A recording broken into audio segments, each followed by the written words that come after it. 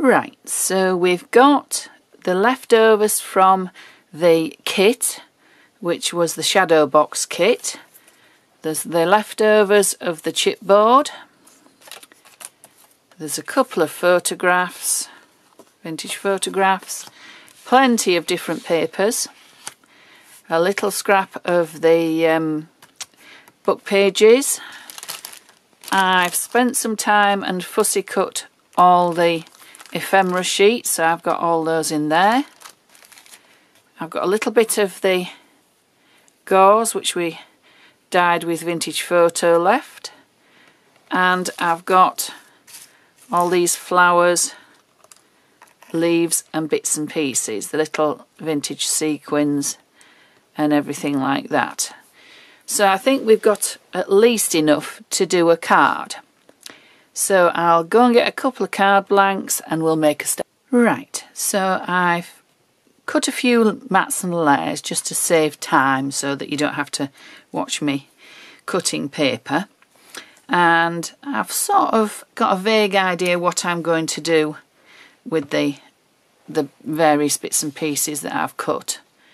I've got some little snippets left. I've cut some of the largest pieces into mats and layers for my card. I've got a couple of 2, 3, 4 bits of ephemera, a little strip of the card that was left over. I've measured another layer to go behind our girl. So what I'll start to do is put it together. I have distressed all the edges with my scissors just to give them a bit more texture. I'm sure you've seen me do this before, but basically you just grip your card quite close to the edge and run your scissors along till it distresses the edges. You can do it as little or as much as you want. So I'll just quickly pop all these mats and layers on.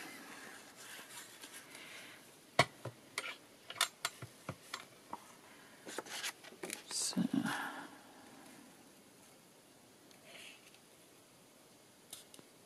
fairly central there. That's the first one, which is the dark green. Then I chose to go with the paler green one on the top. You can do it whichever way around you want.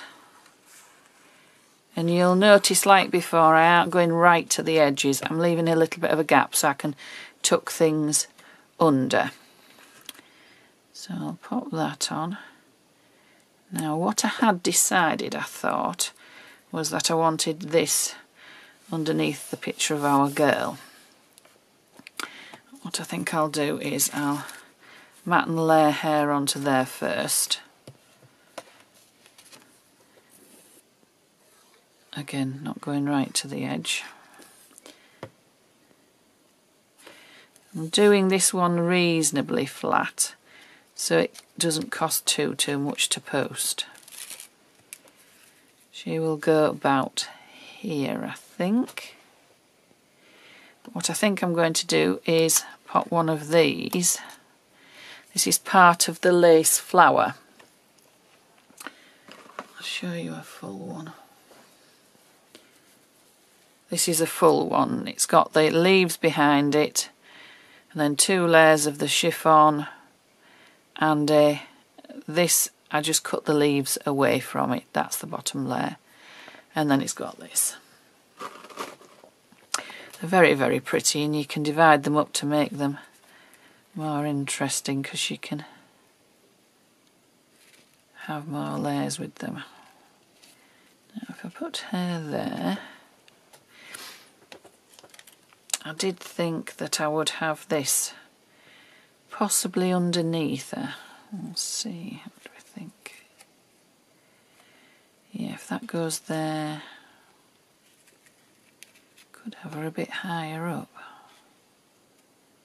There, and a bit further over.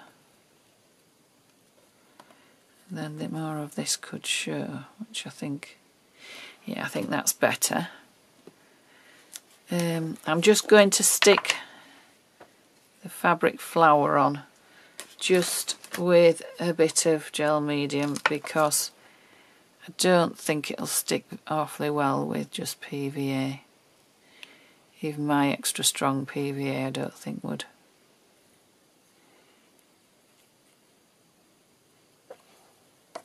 Do. Right, that's that.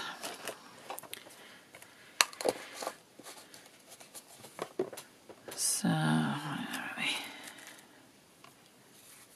I think she'll go, yeah, I think she'll go about there. But what I want to do is, this is out of the ephemera sheet, and it says Memories to Treasure. And I just thought I would tuck that there, so it just pokes out. But I'll have to leave this on so that it will attach, otherwise it won't attach to the back of the photo.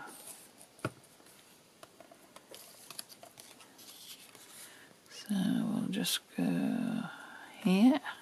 It's quite handy because there's a line on here, so I can line the edge up to the edge of the photo. This down again. It should go there. So I'll just pop this on as well. I don't think I can do it with that. Let's have a look. I think we might just do it straight, we'll see. So a bit of PVA glue. And I will strip down the centre. Which is quite nice, because this colour picks up the brown here.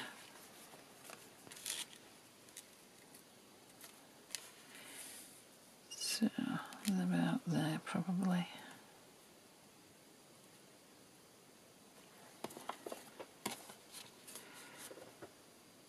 She'll go there. Yeah. Now what I'm going to do, move those out of the way. I had these scraps of chipboard left. They were from the carrier sheet for the chipboards, and you can see there's the four corners and then there's the centre bits. I've just cut them up quite randomly because they're quite lightweight and they actually are quite nice to use instead of double-sided tape, because they don't go to landfill then, and it saves you double-sided tape. So I just put a little bit of PVA on one side, stick it on there. We could maybe do with another bit there, so I'll stick another bit there.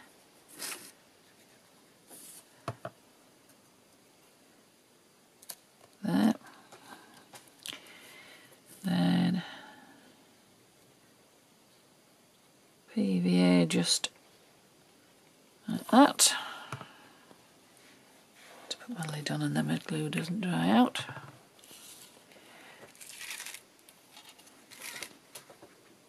And then she can just pop on there. I think that's about level, yeah. And you see it just raises her up, but not too far. And then there's room to tuck little bits underneath. Actually, I've stuck her on and I didn't want her on yet, so I'll take her off. It's a good thing about PVA glue. I wanted these little bits to be poking out first. Just remembered I forgot those. They can just go flat. Just onto, just add a bit of interest onto the base bit there.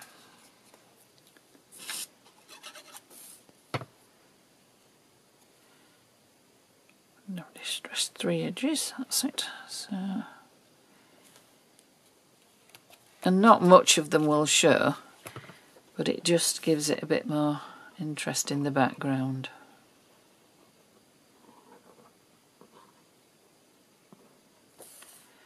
Right, so now we'll have our girl on for the second time.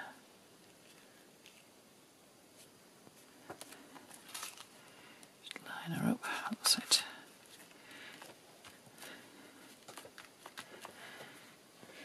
Right, so I think we'll have this across here. Get rid of my chipboard out of the way. I've got a few other bits and pieces that I might tuck about.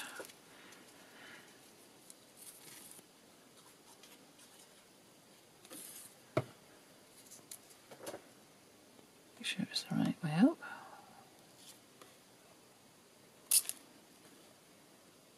That's it. That's level.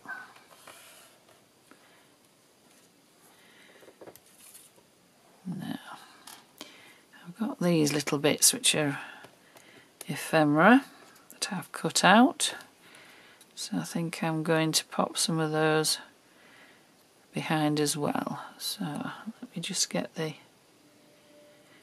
clock the right way around, so it's got 12 o'clock at the top. No, I don't want it upside down, and I'm just going to tuck it in there. And the other one may just tuck at the top or down there. Let's see. Could pop it there. I think our dream is going to go there. So I think what I'll do is I'll pop it up the top here.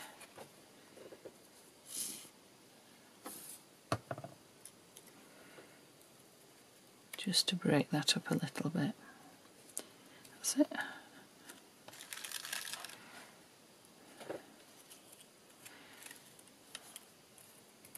Now I think I'll just have a little bit of foam tape just on the back of this dream. I can't use the chipboard because it's too chunky. So I'll just cut a very thin strip of double-sided tape, which hopefully won't show. Yeah, that will go on the back of the dream. When I cut it out, I couldn't decide whether to cut the separate letters out, the letters out separately, or whether to do it all together. And I think it helps to keep it more even having it all together. So I think we may have our butterfly here.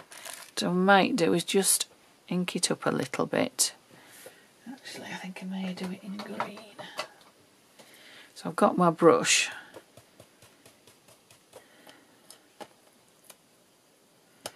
And this has got Distress Oxides on it. And it's got enough ink on just to pick the colour up and stop it from being so incredibly white or cream. It's got a little bit of double-sided foam tape on the back of the butterfly, but it's not very reliable. It keeps coming off, so I'm going to glue it on as well. So it'll take a little while to stick, but it will eventually stick. So I'm going to have our butterfly. Actually, I might have our butterfly there.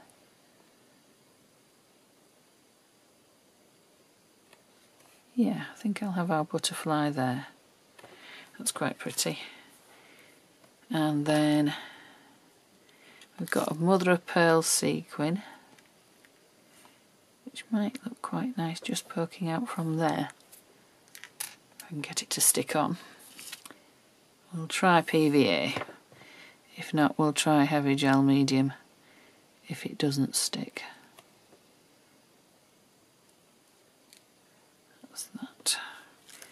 And then we've got these little tiny leaves which were left from the vine chipboard sheet. So we could have those scattered about, go in different directions, and just pop them on like that. And I think that looks nice. I think I'll leave them white. I was thinking about doing them green, but I think they'll show up better white and be quite pretty. So I'll go that way with that one, just there. And I want them to look as if they're just blowing about in the wind and happen to have landed.